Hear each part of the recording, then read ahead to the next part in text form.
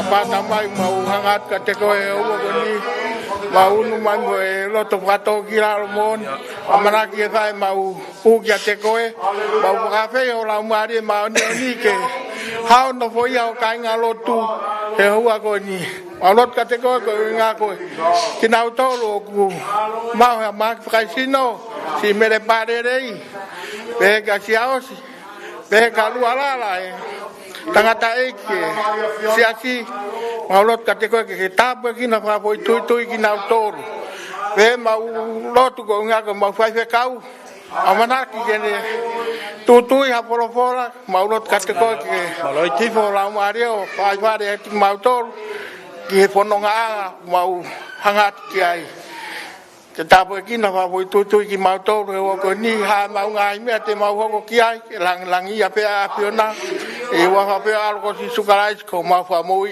amen Amen. oku taramai to ya mati tata wa walu ke hawa ki motor ko to venga mo mapasia tene fuaki ya te tautola pie mari amen mo mapasia ko to ape mo no mai ke ko si sukarais tala ki ai ko to ki mo ye ai be se to taramai ko ne ha monga moanga vai ka ku taramai be si laki ha un motor venga mo mapasia ke ko si sukarais ajo e tari fia tau fai kau Mosese Siale pe ki ono pare pe ki to kon fai kau e o wa ni ne ka ke si la mai si diona tau at be wa pe tai mo ke ne ma ha no ma fie mari to tu ape o ne o sim te ke tau rea ta to ne o sim ma fie ia tau fie mau e ho wa ni pe ki he kau tau reka si hola pe ke fai para fine fai para tangata Samson mo levo malo mo lava mai e muto to ha weneo mo fa puri ka mu o fa te ka nga lo tu ka mo wa e ho ko ni e atwa fie pe ka manase fa tai ke iki ke mau ko tapu aki ke lo to ane wata ane pong ba ke to ha tapu aki la ko ia ke ne ngo bu ke ga ma ma ka ko pe ko si sukala iki no tonga gure a go pa fe ngo asa ke na unu ma tana ke tau va ngo fulu mo me ofa e ho ko ni por ka ola ke ai ma ki hiva tana ke me ofa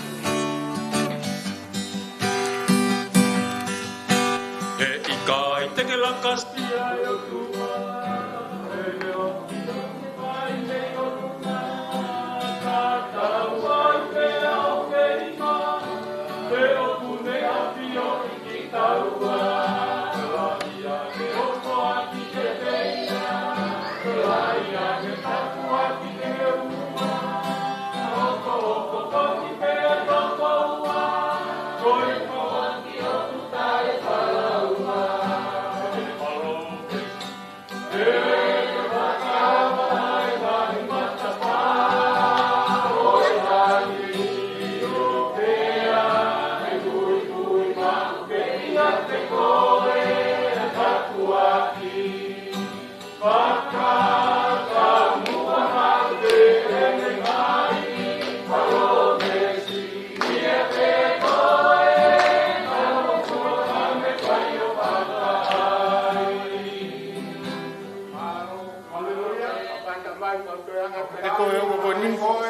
nga ko me au ko la ngo fulu o fa ko ka nga lo tu ma lo ka te ko ke tapu aki fa ko du e to ta na na fa fo aki e na ke to fa la na wa ya nga me ma lo ka te ko ni wa pa pu al ko su kai ko ma fa mu men ko e ki ngo ta ko to ide te ka ka fe fine o ki poloka o ka ta ko nga pe ka ka tanga ta ka to ki pai tio ke ai apsia ko ni no fix ka ko e ni ape taratu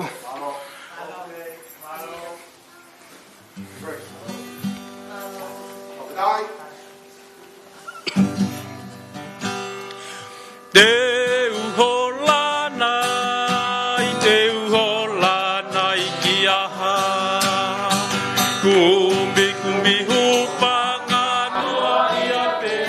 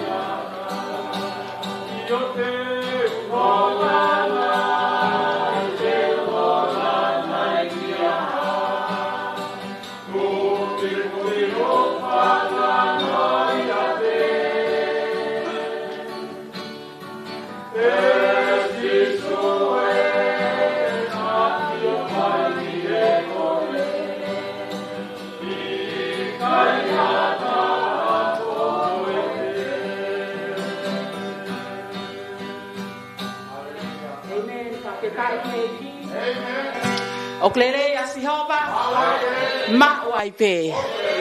Hallelujah. Whakawheta iki he iki.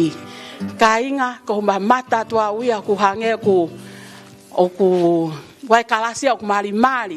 Wai kalasia mahalo pe fu lahe me o whakakau i. Pea whawhetai ku tau hau ki he loto ngai o tua o iae o tua ke ne whakawhetau laki ki a te koe. Pea ne ongo koe hae hala whanonga na tau whau mai i he mō nite o au mai en ki he ahoni whawhetai o takau he lau. I he fiafi koe ni ta kei maue mana wa mo ui pa o tau mo ki taua ke ta ave a whakawhetai mo whakamalo ta mari ta fia o ku neongo koe hae me aku mau hotani ma whakawhetai ki he eiki pea i he fiafi koe ni o talamai e Isaia vahe ono noa vesi ono mo kumi ki a Jehova i he lolotonga o ku wha ilo ia talamai ui ki a te ia i he ene kei ofi. Amanaki ke tau ave ae whai e hu, mo whawhetai, ave ho taure o ke whalanglangi i ae tui o ngahi tui, talamai e Isaia, tau kumi ki a Jehova. Lolotonga o wha ilo ia.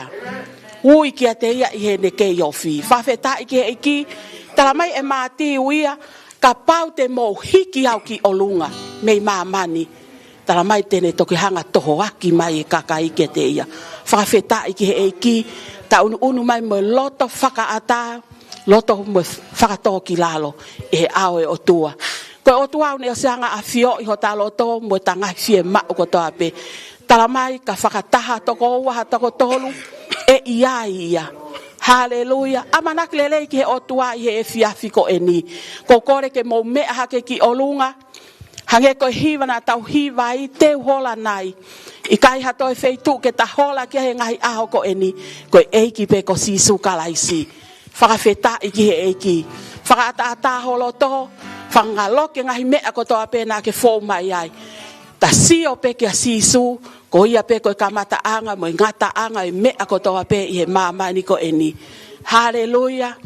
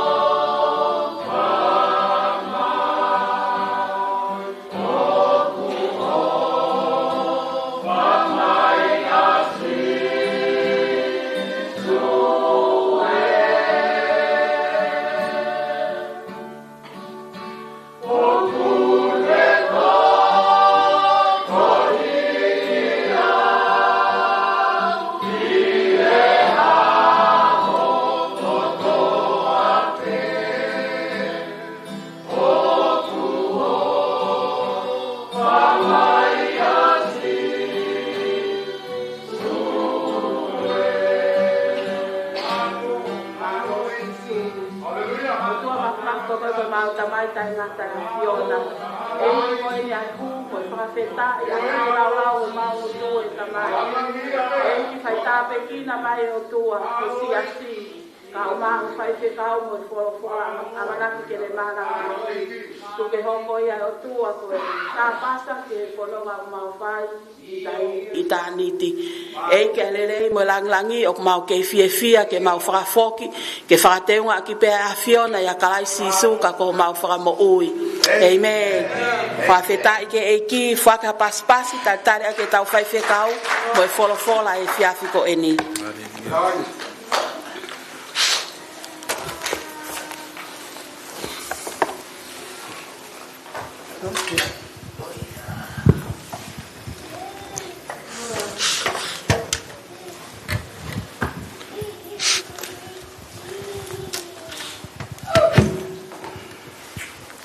Tamai te vita he same, whawhita ki eki. Nā ku fia ko e nau pehe mai. You know, the book of David, the book of Psalms, David tells us Ki tau aluhake ki he whare o si to hawa. let us rejoice that we go into the house Amen. of the Lord. Kai koe no foi lalo. We are not to Me tala mai ki tau aluhake ki he whare o si but he hawa. says to let us go up unto the house of the Lord. Praise, ala whawhita ki eki wakai Amen. atu. Ke whafonga ko toa pe. Me mipa. I'm very happy to welcome each and one of you all, members Whare o Petelihema. and visitors who are here with us to the house of Petelihema. Hallelujah. Whawhitai. Hange pe koe whaiwhekau ke te mautolu. And Ko also- lau koe tāpuaki ke te au. Like what the pastor said, I count this as a blessing to Ke me aha whanga myself, sipi. that we have sheep Ko tuku mai o tua kok ni mā ke tau. that God has given to my hands. Pea koe to palo take mesia care ka te of. mautolu. Pea mo o tua. And that is my promise O to ko you all mana and to tua your God, whafonga ko toa pe. Pong ko toa pe. that I remember every single name of yours to God. O ko loto ke lotu. Pea o hake ki mautolu ke o tua. And I always like to pray Tāpoi kina mautolu he whanonga o tau whai. and pray for each Me name taimi ki tāniti. as we journey together. Ke From fia time fo to ke whakai eternity. ki o toko ua koe ko manas. I like to also see and welcome my brother Kai ke Manasseh. manatua talu e mā. E kua tu ke sias whakapente ko si hono kamata I la kempa. You know, I always remember back in the days O when sia we e first tangata ko ni started mono hoa. Mo the ne ministry whanau, together ko back in the Kemba with brother Manasseh. Fia he ne fia ha. Popo. And I'm always very Nau e happy ki. to see him come and support Ko because of the work makau of ngā God. mea e tō whakamawa e pe maua he o tū. And we have a great friendship. Pea ko fia he wakai ke ai. And I'm always very Watawana proud pe to ke welcome him. I will say, He ne Lord, kau I he ne moui kau mā heu. Maybe Ia taimi. with Manasseh and Na also nofo Sister pe he fia Hale's fipa na life. wakai mai o e lewa mai tō whai tau lotu e wha. And sometimes I also welcome them to invite them to Fia come ke over. wakai atu. I also like to welcome here Ke tū whiwhi ne koe ni. Sister Anne, who is here with And us. lava mai o tau kau whakataha I e whiwhi. Who was here with us. Tawangi ke tāpui ki nai ki ki mautolu. And may God bless you all Pea whakai ki ho mo ngai whie mau. and also provide your need.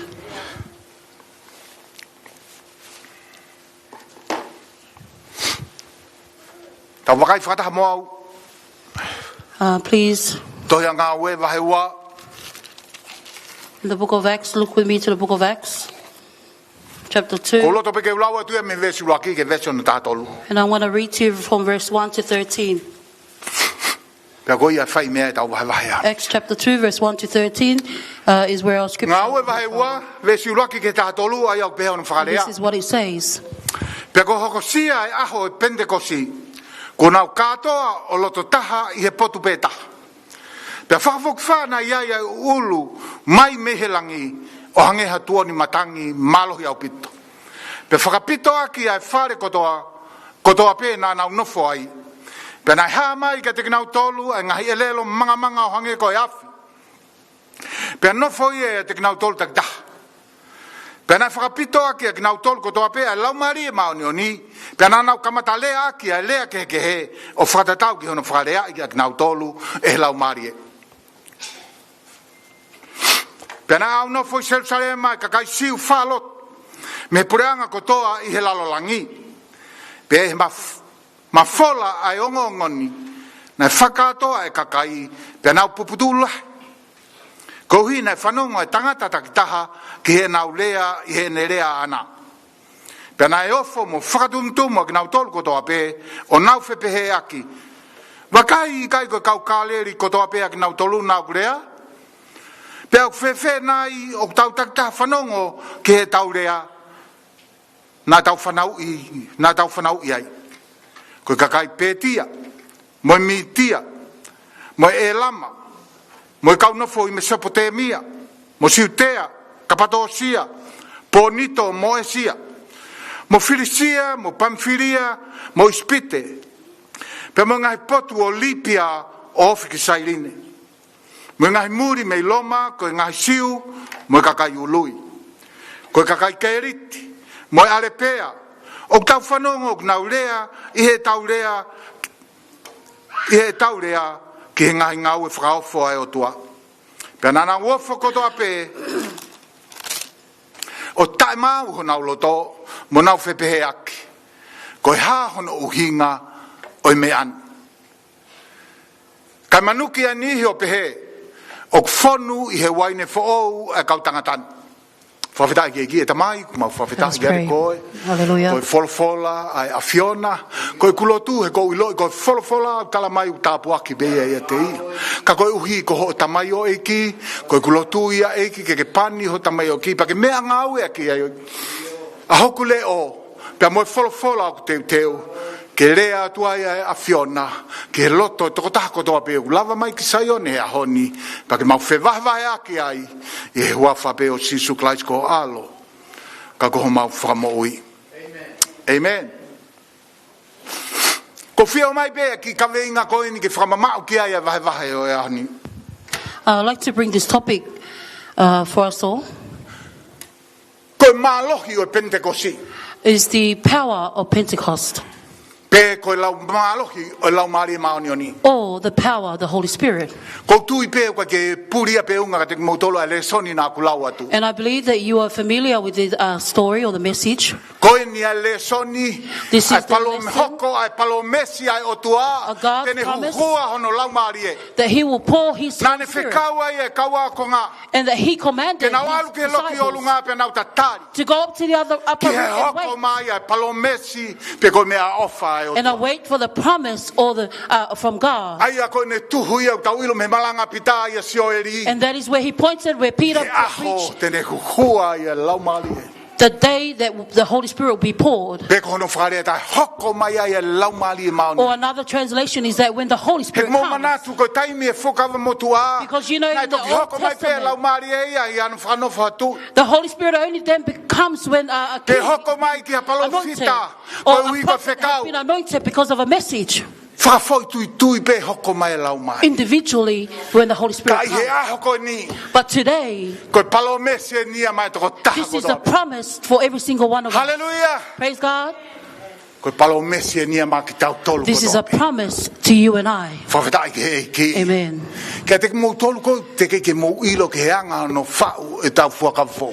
You know, to those of you who are not familiar how the New Testament has been formed, Koe ku fia tala noa pe ki he mau inga o e tohi ko ni a ngā ue nā tau toki la. I want to share with you the importance of this book that we have just read. Koe anga ko no whakatutu e whakafo na And the way the New Testament has been formed, it has been o set whakatatau ki he uhinga. according to its meaning. Koe ngahi tohi a Paula, You know, the letters of me Paul aloma, from Rome o au ki e Titus. to Titus Nai whakahoko ia whakatatau ki he lahi o e tohi. was all planned and set out accordingly Koe mea based e o according ki to the mua letters. i aloma i That aua is why Korinto. the Rome is He before kuloloa the nge book of tohi 1 aloma. Corinthians, because the book of 1 Corinthians is He tohi a longer. Korinto. Sorry, the book of Rome Na is kai longer ke than the book of whakatutu e 1 ngahi tohi a Corinthians. Paula whakatatau ki he ne hoko. So the books of Taimi nai Paul was whaua i not kai. set out, it was all set accordingly. Nai whakatutu ia whakatatau pia moe lahi o whakaholo ai. Based on ki he the tohi. majority No taha. and then to the smallest. Whakatai ke book. ki. Amen. Hallelujah. Amen. Ko mea e na ave e tohi a Revelation ko tohi a whakahao. That is why the book of Revelation was placed in the Old New Testament, because that is based on the last days. You know, remember the book of the four Gospels? It is before our New Testament. Because all of these four Gospels talks about the main character is Jesus Christ. And that is why the book of Matthew is number one. Because it details the born or the birth of Christ and the crucifixion of our Lord Jesus Christ. Praise God. You know, there are many scholars in the Word, and myself is included. And in the belief of these that the New Testament was formed and set, is that they separated the book of Luke from the book of Acts. Remember John, the book of John is in between. What I've learned from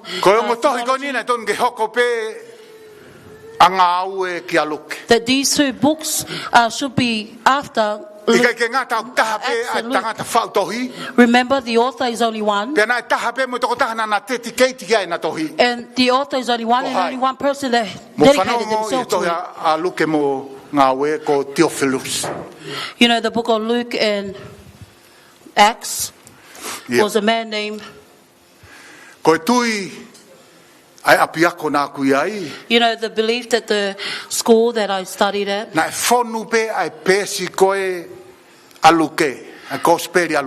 the book of Luke was filled with many pages, and then he grabbed another bunch of pages to continue on the writing of the book of Acts. Amen. So after Luke had written his gospel, he then utilized the story of Acts. The reason why, so that he can remind us that the good news of Christ that Luke wrote, it did not only end there, but it did not only end in his crucifixion, but also his resurrection. Amen. Amen. But we have work that we must continue on. Amen. In the book of Acts, you will take note. There was a good story where John and Peter came to greet with the man of God and also be healed. You know, in the story of the book of Acts, where Stephen was persecuted. Amen. Amen. And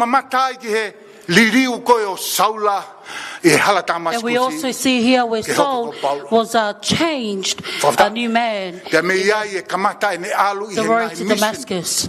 And also his mission, where he planted churches, not only once, not only twice, but 3 times, where he went and visited the churches where he planted. In the same book of Acts, we come to chapter 15 and chapter 16. Paul has a debate with the Jews because of his visit, and preached to the Gentiles. You know, in the book of Acts chapter 10, the story of Cornelius, when Paul returned to Jerusalem, he was then judged. And also the high priest judged him. Why did you go to the Gentiles? But Paul revealed there was a dream that the Holy Spirit revealed to him to arise and choose from any of the animals that have been slaughtered for you to eat from. And then Peter said, no, Lord, I will not eat from something that is not allowed. And then the Holy Spirit said, what I have given permission for, has been cleansed. So that is when he was pointing to the Gentiles. So praise God. That is why the book of Acts is so important to me. And one of the reasons why the book of Acts is important, it connects us. The works of Jesus Christ. Ministry and Jesus Christ's ministry. And also the church's mission and work. Amen. You'll be able to tell the connection with Jesus and the mission on the day of the Pentecost. From chapter 1 and chapter 2. Amen. Amen. I don't want to pass on before I want to remind you in verse 8.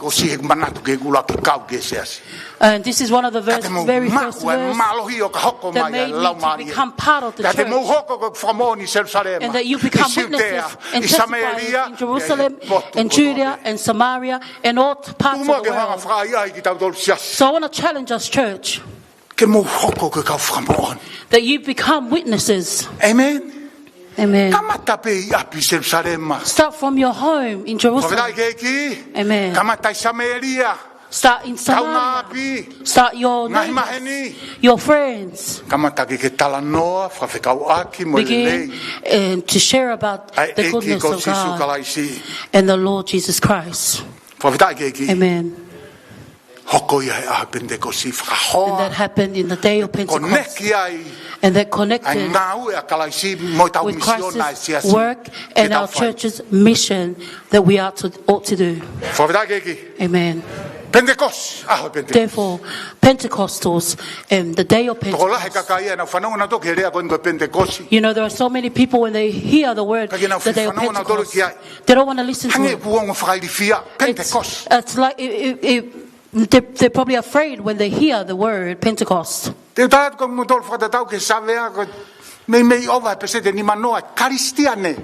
the surveys probably over 50 millions of they don't want Christians. Anything to do about the Holy Spirit. And amen. So that's what comes to thoughts and the idea. I know that many of you, when we say the word Pentecost, we start to think of the speaking in tongues. We start to think of those laying their hands out and praying, and not only laying hands but also falling down. Praise God. Don't slay this. Amen. So don't fall for this. You know, I remember back in the days Brother Nasser, you know, women fall, and Nasser will go around with his camera, no one else will fall. No, but you know, we are not part of the Holy Spirit. When the Holy Spirit hits you, it hits you and then you fall because of the love of God. And I've never heard of anyone who has injured himself. And sometimes the Holy Spirit will slander them down. Praise God. But that is Pentecost, like what Brother Moni shared. The meaning of Pentecost. That's it. Amen.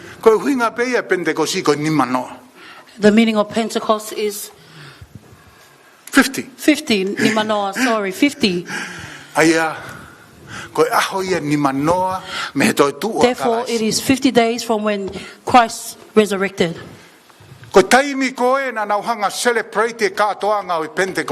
know, those days when they celebrated the day of Pentecost, it was they used to call it the celebration of wheat or the celebration of harvest. Amen. So it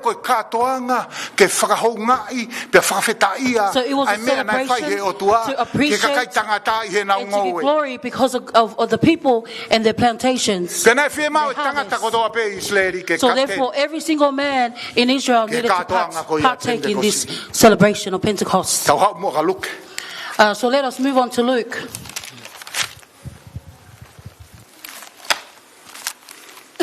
Ki kehe anga luke me ngai kospeli e tolu kehe.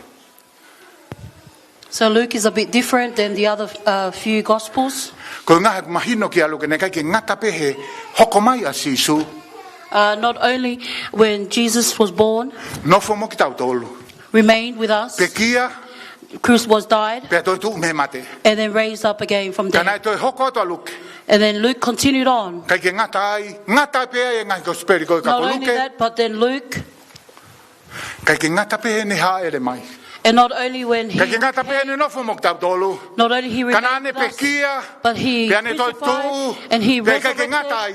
and not only Nane that, ha ele ha ke ki he but vani. also he raised up to Hifo heaven, lau mari maoni and the Holy Spirit then came Pe tene toi down, foki mai. and then yet he was to return. Amen. Amen. Ka pau ke whi mau ke ilo. And if you want to know Ai mea nei hoko I pe Pentekosi. what happened on the day of Pentecost, Ko hono whakakakato e ne lea si su na ne whai kia pita. this is the completion of Te what ulanga Jesus hok said sia to si Peter. ki he makani. I will build my house Pe ai kai on the rock, lawai ia e ngai matapao he tesi. and the gate of Hades will not be able to stand Ko up. kuhi ngā ko e ni he aho Pentekosi. So this is what I mean. This is the day of the Pentecost. And this was the birth year of when the church was born. Pe au whakahai he ne luke. And Luke reveals here, Hange ko hono whakatupu he o tua a tama. like how God created Adam. Pe ane manawa ki ai manawa mo I pe And hoko he a tama gave ko breath to laumari Adam, mo. and then Adam became Ai life. pe he hanga he ono tata whakatata Was exactly the same thing how his Holy Spirit hoko gathered mai his hono people. laumari e. And then that is when his Holy Nā mo Spirit then whanau kia came. he malanga hola. Pe mo tiki. And if you listen to sione wahe Sister wanoa. Hola and Nāne Brother mana. Tiki preached on this topic. Pe ia Pentekosi. And on the day of Hoko Pentecost, mai ai laumari. the Holy Spirit Pe came. hoko le vai siasi. And that is when the church became O tangata. man. Koe kamata. And this was the beginning. Pe kia te au koe mea lele I taha pe ia nei hoko ki he siasi. And I believe that this was the best thing that Koe happened to the hoko mai church, ai laumari mauni. is when the Holy Spirit then came upon them. Ka koe mea pango. But the sad thing Koe tō was, kāterine koe ni o laumari mauni ni. because of the belief of the Holy Spirit, Ko ia whakasiisi aki lahi taha.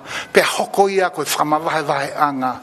O ngai siasi. that is what separates or divides churches nowadays. Tumua ke whamanatu atu Petelihema. You know, Petelihema, I want to Tau remind e you wa this. fe kuahiri. In Nei hoko mai 2000, ai laumari mauni. the Holy Spirit came, Nei te keke toi aluia ka whetu. and it didn't go Oku ne anywhere. lolo tau ngai he. It is still Ka koe with mea us. pango o kuri aki pe ia. But the sad thing is, they Kai let tokanga go, kau or they Kristiane ke forsake laumari the Holy Spirit, or the work of the Holy Spirit. Taha mo maongonga taha ke siasi. The best thing that is to happen to the church, they let go of. Ko manatu e ku nei e tohi nā ku haua I o kama krosea I ke he rea koe ni whai. You know, there was a book that I was reading. The most came across ignored this day. members of the Trinity is the Holy Spirit. Amen. Koe me mi pa whakari e ria ki taha ia o tolu taha I o tua. Tō kanga pe kakai ki he o tua koe tamai. O Amen. tua koe alo. The people only cares about the Ria ki lau Trinity, maari maoni o ni. but they don't care about the Holy Spirit. I the ngā Father, siasi the o nau lau e nau tole the lea ke Son. ke he. You know, the church, they Ko count the baptaiso e lau speaking in maari tongues, e. or Ake being evidence baptized by e the Holy speaking in Spirit. tongues. When they are filled with the speaking in tongues, that is the evidence that Ko the lea Holy ia Spirit is te filled volo. with them. Or, you know, that is the devil's language. Whanongo lelei mai kau Pentekosi. But you know, Pentecost, listen carefully. This is our identity. The Amen. baptism of the Holy Spirit with the evidence of speaking in tongues. Hallelujah. Ko mea eno kui lo ia ia Pentekosi ko lau maari o tua ko baptaiso e lau maari. So this is what Ko mea o tau identify us as makehea. Christians, and this is why we are different. Ko mea o tau makehea I mato sias. That is why we are different from Ko tau other tui ke churches. to kāterine. Because we Ko believe ngau e a doctrine lau maari e maoni ni. that the work of the Holy Spirit Baptaiso ki tau tau. baptizes us Aki hono lau maari e.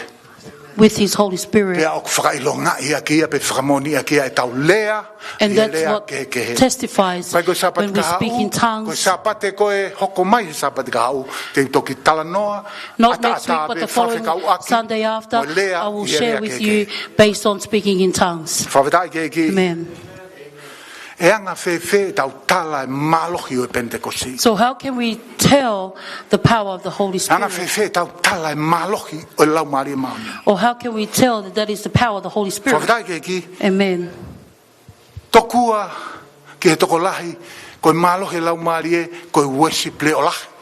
You know, to some, that the power of the Holy Spirit is when worship is very loud, or they or when the service after an hour the service will still run. You know, that is the power of the Holy Spirit. Or speaking in tongues. But I want to bring our attention back to the book of Acts chapter 2, verse 1 to 13. And as time go by and I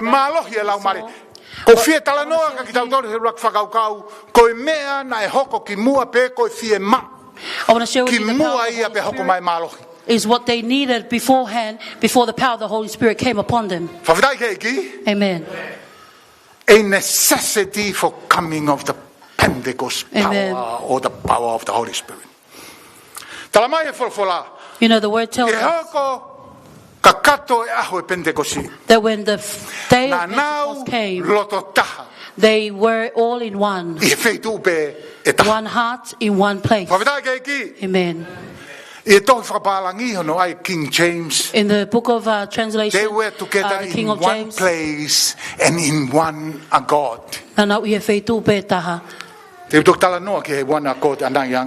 And I will share with you the one accord.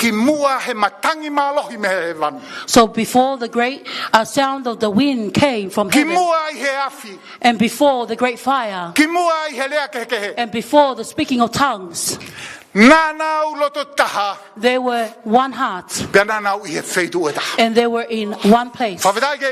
Amen.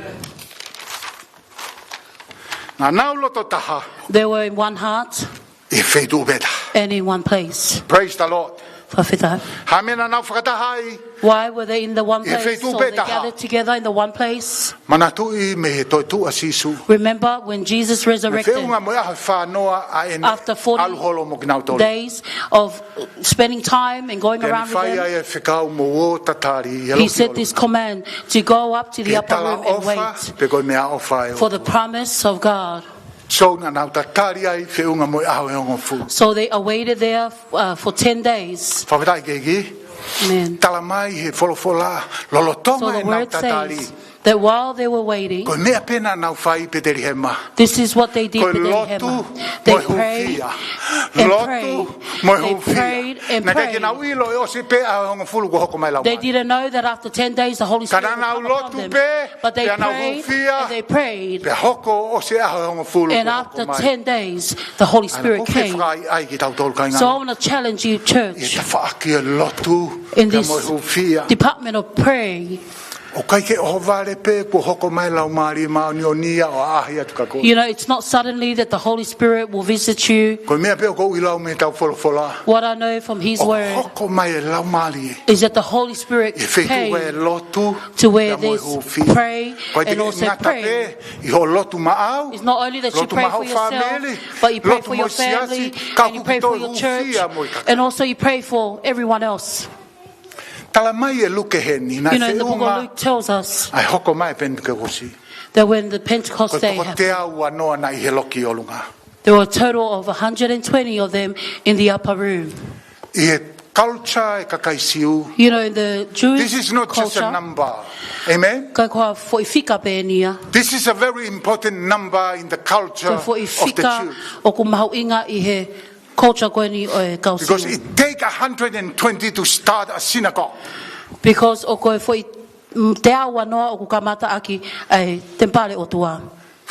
Amen. So the Holy Spirit awaited so that He can fulfill His purpose for 120 days. And I pray for when we reach that number, 120 members, so our church will be lawful when God sees us. And we are already lawful now. But I can't wait to 120.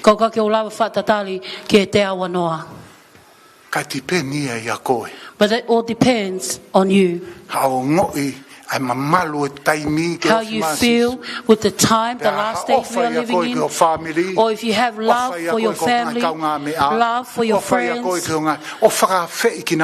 and invite them to come and listen to the good news of God. Amen. The Holy Spirit awaited until it reached 120. And then the Holy Spirit came, and that is when the church began. And then this idea came to me. Maybe that is the power of the Holy Spirit. It is something that connects us or be part of the church. Amen. Amen. And not only does it connect us to the church, but also for us to remain in the church. Amen. Because we all must know that the Holy Spirit, when it works within us, amen, the Holy Spirit changes us. Amen. The Holy Spirit moves us so that we can wake up and stand up from church to come from home to come to church. So it is the Holy Spirit that brings us closer to the presence of God. It is the Holy Spirit that locks us to have great hope in His. Praise the Lord. Praise God. And that is the Holy Spirit. It's the reason why you are still praying for your family, for your friends, despite their hate towards you. Amen. The Holy Spirit works within you so that you can still love them, that those who become your enemy. Amen. Reveal to us someone who is prayerful, who has no love, who has no forgiveness, who does not seek to have peace with everyone.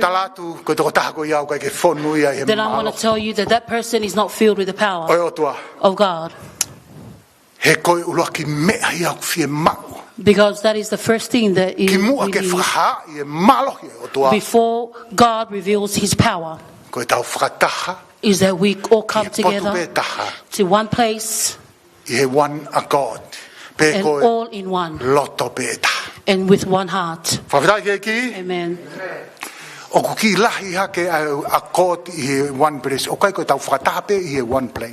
You know, it's not only that we gather in one place, but we must have one heart, one place, one vision, pray in one, and that we pray together in one.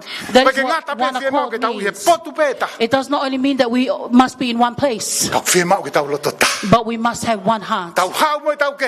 We come with our differences, and we have one heart, and we are happy because of the one vision. And we are happy because we have the one mission. Another version is, that is what Brother Moni said, is that unity. Amen. Amen. That is what the Holy Spirit will when it will reveal its time when we are united. Church, you know, there is no other great example when we remain in unity, and we feel together, and we help one another, and we pray together. Pray together. Amen. That is what I want to remind us of. In the word of the Holy Spirit, or the power of the Pentecost.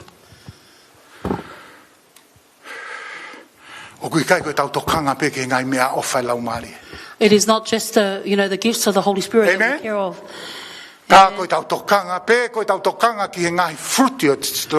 All the fruits of the Holy Spirit. But we take note of the unity. So do not worry about just your fruits or the offerings or gifts. Amen. Amen. Pea te tokanga pe ki ngai fua. So do not just worry about the fruits Pea mo ngai me alfa. or the offerings Ka and gifts, tokanga ki he uo ngata. but care about the united Whawhirai, unity. Amen. he kumau ilo koe uo ngata ha. Because unity O ko hoko ia koe makatuunga, pe koe foundation. becomes the foundation Ki he practice ia kif. to Amen. gifts, Practice ia fruit. practice Mana tu e unity. mea na tohi a Paula ki Korinto. You know what Paul, the letter from Paul to the First Corinthian, the reason was because of their Pea lea ke he disorganized. pea palo fisai e no. So, you know, they speak in Koe tongues and tau ki he prophesy. uo ngata ha, pe ko hono whakakau ki tau tolu he We lau mare o must toa. take Ki he care loto of the taha, unity. pea mo sias peta. The one heart and the one church. Ke tok whaia e tau operate he kahi kif. And then we can start to Pea mo ngai move fruit e around lau and mare. operate on the gifts and the fruits from the Holy Makatu mai Spirit. hei unity. And that is the foundation from the unity Uo ngata. to be united. Whawhitai ke ki, Amen. kai tu ke tala atu ka te ki mautoro.